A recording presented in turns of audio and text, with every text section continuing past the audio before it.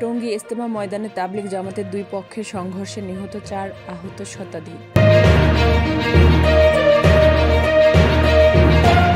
তাবলিগের সকল সাথীদের ধৈর্য ধরার আহ্বান মাওলানা মামুনুল হকের।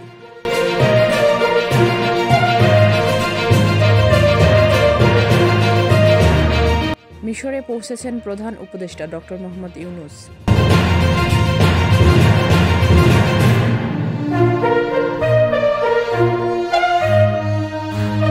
তাবলিগের সংঘাত ও হতাহতের ঘটনায় ইসলামী আন্দোলন বাংলাদেশের উদ্বেগ ও দোষীদের বিচারের দাবি।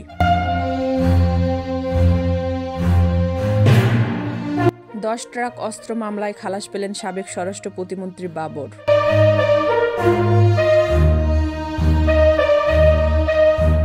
খুলনায় সেনাবাহিনীর সাঁড়াশি অভিযান, এলপি গ্যাসের নকল কারখানার সন্ধান।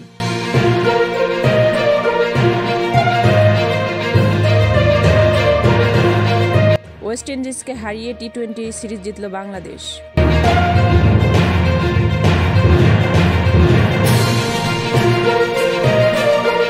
কৃষিজমি রক্ষা করে বিভিন্ন স্থাপনা গড়তে হবে, আইন কানুন মানতে হবে।